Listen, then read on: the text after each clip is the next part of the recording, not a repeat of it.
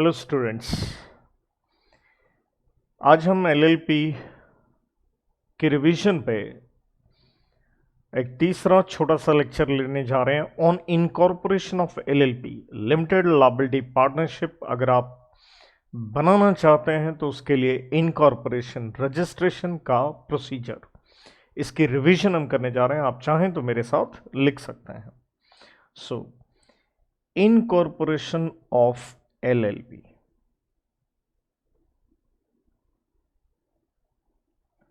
तो बेटा इसके ऊपर मोटी मोटी अगर हम बात करें सेक्शन 11 से 21 जाता है, लेकिन जो हमारी कोर्स में रेलिवेंट है फाउंडेशन के लिए we gonna talk till that provision.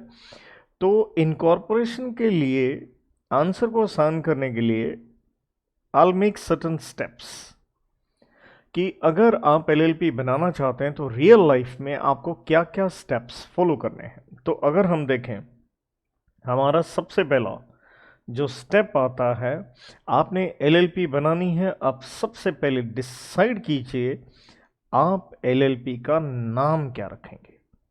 Name of LLP, तो नेम के ऊपर अगर एग्जैक्टली कहूं तो 3 सेक्शंस डील करते हैं 15 till 17। तो सबसे पहले क्या करना है, क्योंकि हमें एलएलपी इनकॉर्पोरेट करनी है तो उसी से रिलेटेड हम बात करेंगे। तो देखिए ऐसा है, एलएलपी आप बनाना चाहते हो तो नाम तो होना चाहिए। क्यों होना चाहिए भाई? सिंपल जवाब इसका ये है, एलएलपी की एक अलग से पहचान है, तो नाम डिसाइड कीजिए। तो कैसे वो डिसाइड करेंगे, कहाँ अप्लाई करेंगे? तो उसके लिए ministry of corporate affairs MCA, उनके पास आपको अप्लाई करना होता है। और नाम के लिए तो दरअसल नेम डिसाइड करने के लिए जो प्रोसीजर है वो कह लीजिए हमारा आता है अंडर सेक्शन नंबर 16। और इसके लिए क्या करनी होती है, नाम जो आप रखना चाहते हैं उसको आप क्या करना चाहते हैं कि नाम को रिजर्व, उसकी एक रिजर्वेशन करवानी पड़ती है। और उसके लिए आप क्या दीजिए, सिंपल सा प्रोसीजर है, एप्लीकेशन दो। किसको दो? To registrar. तो रजिस्ट्रार को आप एप्लीकेशन दीजिए। नेचुरल है, क्या होंगे? प्रेस्क्राइब्ड फॉर्म, फीस वगैरह आपको भरनी पड़ेगी।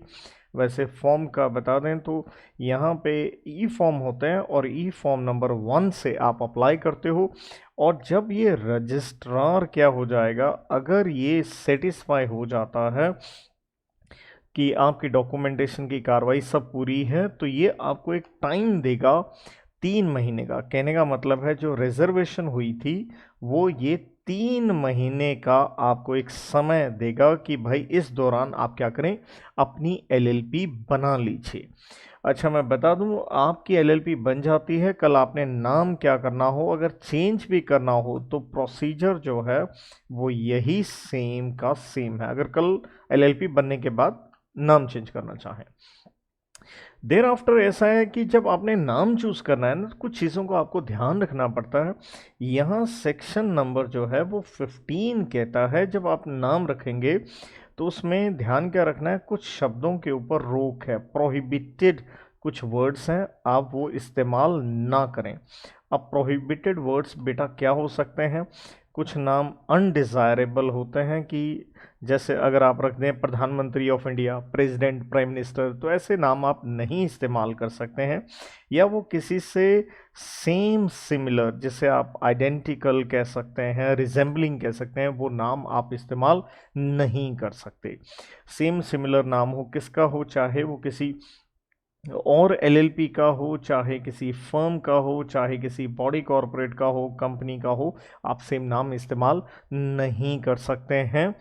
या फिर यूं कह लीजिए, कई बार लोग क्या होते हैं, नाम से रिलेटेड अपनी रजिस्ट्रेशन करवा लेते हैं, कहाँ? ट्रेड मार्क्स एक्ट के अंदर। तो ट्रेड मार्क एक्ट में किसी ने नाम अगर साइन सिंबल रिजर्व करवा रखा तो आप वो इस्तेमाल नहीं कर सकते हैं। वैसे सेक्शन 15 एक चीज़ और बता दें, सेक्शन 15 ये भी एक चीज़ कहता है, जब आप एलएलपी बन जाओगे तो आपका जो नाम होगा उसके साथ आखिरी शब्द जो हैं वो आपको लास्ट वर्ड्स ऐड करने पड़ेंगे। या तो आप शॉर्ट में एलएलपी लिख लीजिए, या एलएलपी को आप फुल फॉर्म में लिमिटेड लायबिलिटी पार्टनरशिप, ये वर्ड आपको इस्तेमाल करने ही पड़ेंगे आपके नाम के साथ, जो भी आपने नाम तय किया। देन बेटा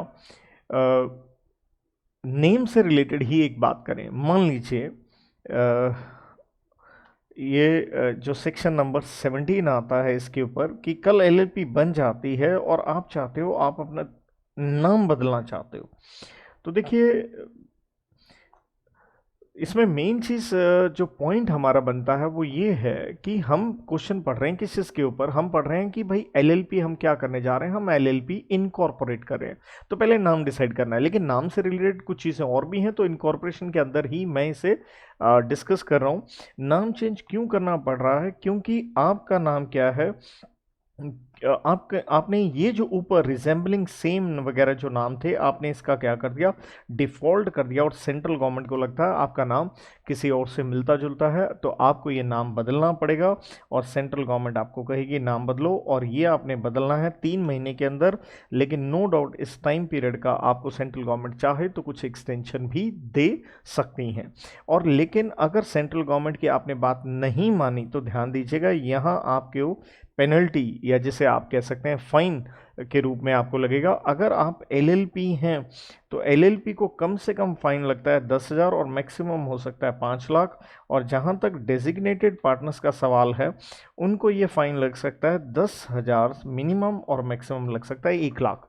तो ऑल से कि इवन पेनल्टीज इंपॉर्टेंट है, तो रिवीजन में उसे भी आप कवर अप कीजिए। तो यहाँ क्या किया मैंने, इनकॉर्पोरेशन की बात करी थी, एलएलपी बनानी है, सबसे पहले नाम वगैरह डिसाइड करो, रजिस्ट्रार को देना था। लेकिन उसी के अंदर मैंने बता दिया कि नाम में कुछ शब्दों का इस्तेमाल करना और कुछ नहीं करोगे, और गलत वर्ड आपने इस्तेमाल कर लिए तो आपको सेंट्रल गवर्नमेंट कह सकता है नाम बदलो, आपको बदलना भी पड़ेगा 3 महीने के भीतर। तो ये था हमारा स्टेप नंबर बच्चों पहला। अब मैं स्टेप नंबर 2 पे जाऊं तो ऐसा है, आप एलएलपी बनाने वाले हो तो आप अपना क्या डिसाइड कर लीजिए, आरओ।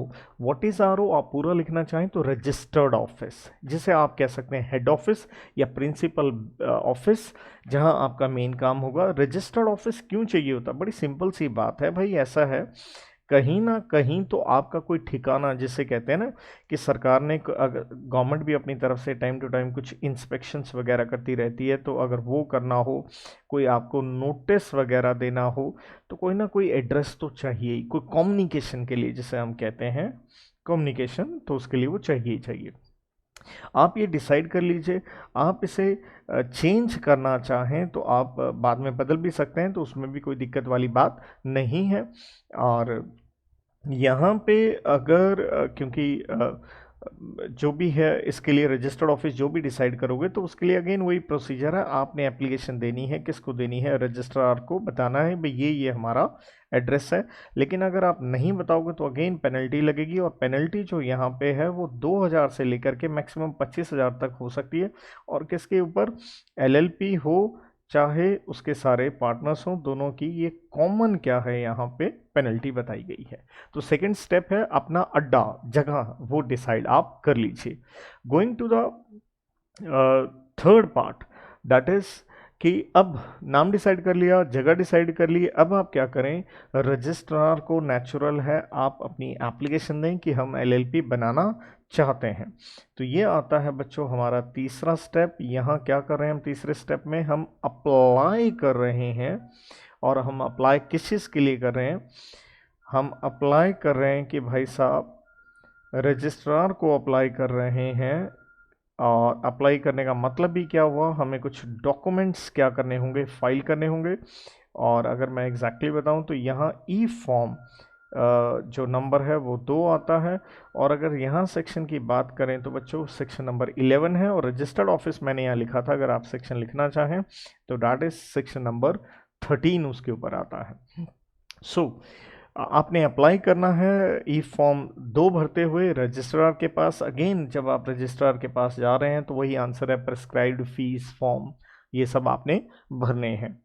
और तो ये जो फॉर्म है जो अप्लाई करना है, यहाँ कुछ कंडीशंस हैं कम से कम, क्योंकि एलएलपी के लिए क्या होने चाहिए, 2 पार्टनर्स ज़रूरी होते हैं, मिनिमम पार्टनर्स। तो 2 लोगों के द्वारा ये एप्लीकेशन जानी चाहिए।